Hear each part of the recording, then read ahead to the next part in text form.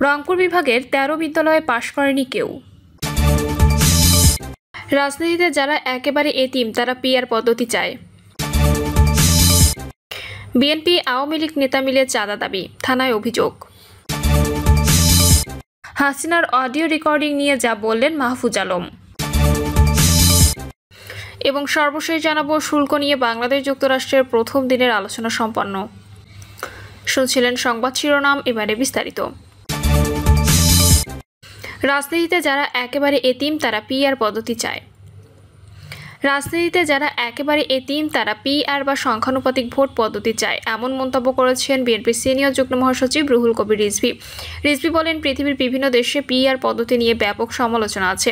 বাংলাদেশের মানুষের এটা সম্পর্কে কোনো ধারণাই নেই, এটাকে টেনে নিয়ে আসা হচ্ছে। তিনি বলেন, আপনার এলাকায় কোন লোক প্রতিনিধিত্ব করবেন, কোন লোক দিনরাত কাজ করবেন, সেটি দেখে আপনি তাকে ভোট দেবেন।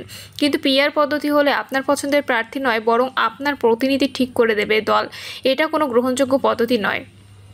এদেশের মানুষ পছন্দের প্রার্থীকে ভোট দিতে অভ্যস্ত, তারা এই পদ্ধতিতে বিভ্রান্ত হবে।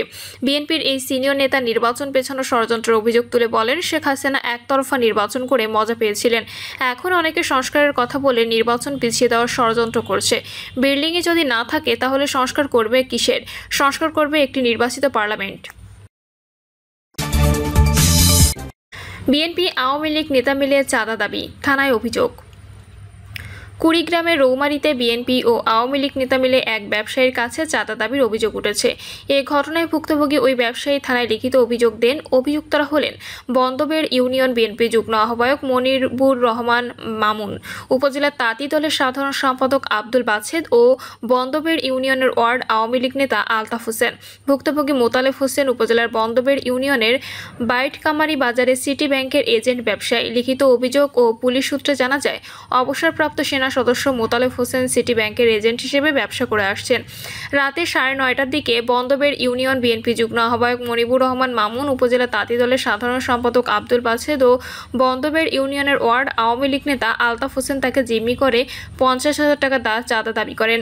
চাঁদা দিতে অস্বীকার করলে তারা ওই ব্যবসায়ীকে গালিগালাজ করেন। এ সময় তার চিৎকারে জিয়াউর রহমান সহ কয়েকজন তাকে রক্ষা করেন এবং স্থানীয় পল্লী চিকিৎসকের কাছে নিয়ে যান।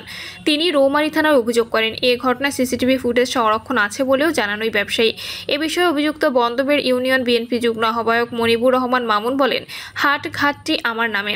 মোতালেব ও তার ভাই ট্রলার দিয়ে বালু উত্তোলন করে ব্যবসা করে আসছেন। ঘাটের টোল আদায়ের টাকার জন্য সিটি ব্যাংকে গেলে তিনি আমাদের উল্টো গালিগালাজ করতে থাকেন। বক্তব্য জানতে বন্দবের ইউনিয়নের ওয়ার্ড আওয়ামী লীগ নেতা আলতাফ হোসেনের ফোনে একাধিকবার কল দিলেও তাকে পাওয়া যায়নি। রংপুর বিভাগের 13 বিদ্যালয়ে পাশ করেনি কেউ। রংপুর বিভাগের দিনাজপুর শিক্ষা বোর্ডের অধীনে এসএসসি পরীক্ষার প্রকাশিত ফলাফলে 13টি বিদ্যালয় থেকে কেউ পাশ করেনি। এই 13 বিদ্যালয়ে মোট পরীক্ষার্থী 98 জন। দুপুরে দিনাজপুর শিক্ষা বোর্ডের পরীক্ষা নিয়ন্ত্রক প্রফেসর মীর সাজ্জাদ আলীর পাঠানো পরিসংখ্যানে এই তথ্য জানা যায়। এবার দিনাজপুর বোর্ড থেকে এসএসসি পরীক্ষায় অংশ নিয়েছিল 1,82,410 জন শিক্ষার্থী। পাশ করেছেন 1,22,146 জন, ফেল করেছেন 60,088 জন। গড়ে পাশের হার 67.03%। রংপুর বিভাগের 8 জেলার 2,782টি বিদ্যালয়ের মধ্যে শূন্য পাশের হার বিদ্যালয়ের সংখ্যা 13টি। শতকরা 100% পাশ করা বিদ্যালয়ের সংখ্যা 48টি।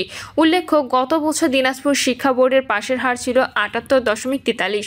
সেই হিসাবে এবারে পাশের হার কমেছে। জিপিএ 5 প্রাপ্তিতে এই হার কমেছে। গত বছর জিপিএ 5 পেয়েছিল 18,105, এবার পেয়েছে 15,062 জন।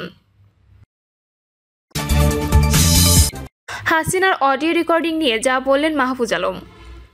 ছাত্র জনতার গণঅভ্যুত্থানে পদচ্যুত প্রধানমন্ত্রী শেখ হাসিনার কথোপকথনের একটি অডিও রেকর্ডিং সামনে এসেছে, যা থেকে জানা যায় যে জুলাই আগস্টে প্রাণঘাতী শক্তি প্রয়োগের অনুমতি দিয়েছিলেন নিজেই।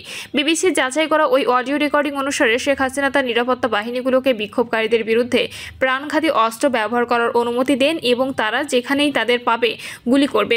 অজ্ঞাতনামা একজন ঊর্ধ্বতন সরকারি কর্মকর্তার সঙ্গে শেখ হাসিনার কথোপকথনের ফাঁস হওয়া অডিওটি এখনও পর্যন্ত সবচেয়ে গুরুত্বপূর্ণ প্রমাণ যে তিনি সরকার বিরোধী বিক্ষোভকারীদের গুলি করার জন্য সরাসরি অনুমতি দিয়েছিলেন। এ নিয়ে সামাজিক মাধ্যমে কথা বলেছেন বর্তমান অন্তর্বর্তী সরকারের তথ্য ও সম্প্রচার মন্ত্রণালয়ের উপদেষ্টা মাহফুজ আলম। তিনি বলেন, হাসিনার অডিও এসেছে, ভিজুয়াল ও আসবে শীঘ্রই। সত্য প্রকাশিত হবেই। রাত 8টা 4 মিনিটে নিজের ভেরিফাইড ফেসবুক পেজে দেওয়া এক পোস্টে তিনি একথা বলেন। এদিকে ফাঁস হওয়া অডিওটি সম্পর্কে জানেন এমন সূত্র বিবিসি জানিয়েছে, গত বছরের 18 জুলাই নিজের সরকারি বাসভবন গণভবন থেকে শেখ হাসিনা ওই ফোনালাপটি করেন। বিবিসির প্রতিবেদন অনুযায়ী ফোনালাপের অডিওটি চলতি বছরের মার্চের শুরুতে কে ফাঁস করেছে তা স্পষ্ট নয়। বিক্ষোভের পর থেকে হাসিনার কলের সংখ্যা ক্লিপ অনলাইনে প্রকাশিত হয়েছে, যার অনেকগুলো যাচাই করা হয়নি। ফাঁস হওয়া ওই অডিও রেকর্ডিংয়ের কণ্ঠের সঙ্গে শেখ হাসিনার কণ্ঠস্বরের মিল শনাক্ত করেছে বাংলাদেশ পুলিশের অপরাধ তদন্ত বিভাগ। বিবিসি আলাদাভাবে ইয়ারশটের অডিও ফরেন্সিক এক্সপার্টদের দিয়েও এই রেকর্ডিংয়ের সত্যতা যাচাই করেছেন এবং তারা এটিতে এডিট করা বা কোনো রকম পরিবর্তন করার কোনো প্রমাণ পায়নি। অডিওটি কৃত্রিমভাবে তৈরি করা হয়েছে এমন সম্ভাবনাও খুবই কম বলে তারা জানিয়েছেন। মানবাধিকার বা পরিবেশ রক্ষার ইস্যুতে অডিও সংক্রান্ত তদন্তের কাজ করে অলাভজনক প্রতিষ্ঠান ইয়ারশট। তারা বলছে ফাঁস হওয়া রেকর্ডিংটি সম্ভবত এমন একটি ঘরে ধারণ করা হয়েছিল যেখানে ফোন কলটি স্পিকারে বাজানো হয়েছিল, কারণ এতে স্বতন্ত্র টেলিফোনিক ফ্রিকোয়েন্সি এবং ব্যাকগ্রাউন্ডে কিছু শব্দ ছিল। ইয়ারশটের বিশেষজ্ঞরা রেকর্ডিং জুড়ে ইলেকট্রিক নেটওয়ার্ক ফ্রিকোয়েন্সি বা ইএনএফ শনাক্ত করেছে, যে ফ্রিকোয়েন্সি অন্য একটি ডিভাইস থেকে অডিও রেকর্ডিংয়ের ক্ষেত্রে প্রায় উপস্থিত থাকে। এটি এমন এক সূচক যার মানে হলে অডিওটি হেরফের করা হয়নি। তারা শেখ হাসিনার বক্তব্যে ছন্দ, স্বর এবং শ্বাসের শব্দ বিশ্লেষণ করেছে এবং ধারাবাহিক নয়েজের স্তরও শনাক্ত করেছে। অডিওতে কৃত্রিম কোনো পরিবর্তন আনার প্রমাণও খুঁজে পায়নি। শুল্ক নিয়ে বাংলাদেশ যুক্তরাষ্ট্রের প্রথম দিনের আলোচনা সম্পন্ন। বাংলাদেশ ও যুক্তরাষ্ট্রের মধ্যে পারস্পরিক শুল্ক সংক্রান্ত দ্বিতীয় দফা আলোচনা প্রথম দিনের মতো সম্পন্ন হয়েছে। ওয়াশিংটনে এই আলোচনা শুরু হয়। প্রধান উপদেষ্টা প্রেস উইং এক বিজ্ঞপ্তিতে জানায়, প্রথম দিন দুই দেশের বাণিজ্য সম্পর্কের প্রায় সব গুরুত্বপূর্ণ দিক নিয়ে বিস্তারিত আলোচনা হয়েছে। ওয়াশিংটনে বাংলাদেশ প্রতিনিধি দলের নেতৃত্ব দেন বাণিজ্য উপদেষ্টা শেখ বশির উদ্দিন। ঢাকা থেকে ভার্চুয়ালি আলোচনায় যুক্ত হন জাতীয় নিরাপত্তা উপদেষ্টা খলিলুর রহমান এবং অন্তর্বর্তী সরকারের প্রধান উপদেষ্টা ডাক, টেলিযোগাযোগ ও তথ্য প্রযুক্তি বিষয়ক বিশেষ সহকারী ফাজ আহমদ তৈয়ব। এছাড়া বাণিজ্য মন্ত্রণালয়ের জ্যেষ্ঠ কর্মকর্তারাও যুক্তরাষ্ট্রের রাজধানীতে আলোচনায় অংশ নেন। আর যুক্তরাষ্ট্রের পক্ষ থেকে কৃষি, জ্বালানি, বাণিজ্য এবং কপিরাইট সংক্রান্ত সংস্থাগুলোর শীর্ষ কর্মকর্তারা আলোচনায় অংশ নেন। দুই পক্ষ আগামী বৃহস্পতিবার বাংলাদেশ সময় রাত 9টায় ফের বৈঠকে বসবে। শুক্রবারও আলোচনা চলবে বলে জানায় প্রধান উপদেষ্টার প্রেস উইং। 1 আগস্ট থেকে যুক্তরাষ্ট্রের রপ্তানি হওয়া বাংলাদেশি পণ্যের উপর 35% পাল্টা শুল্ক আরোপের ঘোষণা দিয়েছে মার্কিন প্রেসিডেন্ট ডোনাল্ড ট্রাম্প। সেই বার্তা দিয়ে তিনি বাংলাদেশের অন্তর্বর্তী সরকারের প্রধান উপদেষ্টা মোহাম্মদ ইউনূসের কাছে একটি চিঠি পাঠিয়েছেন। এর আগে এপ্রিলে ট্রাম্প 37% শুল্ক আরোপ করেছিলেন। পরে বিষয়টি নিয়ে দুই দেশের মধ্যে আলোচনা প্রক্রিয়া শুরু হয়। প্রিয় দর্শক, এই ছিল এখনকার সর্বশেষ সংবাদ। আপডেট সব সংবাদ পেতে চ্যানেলটি সাবস্ক্রাইব করে বেল আইকনটি ক্লিক করে রাখুন।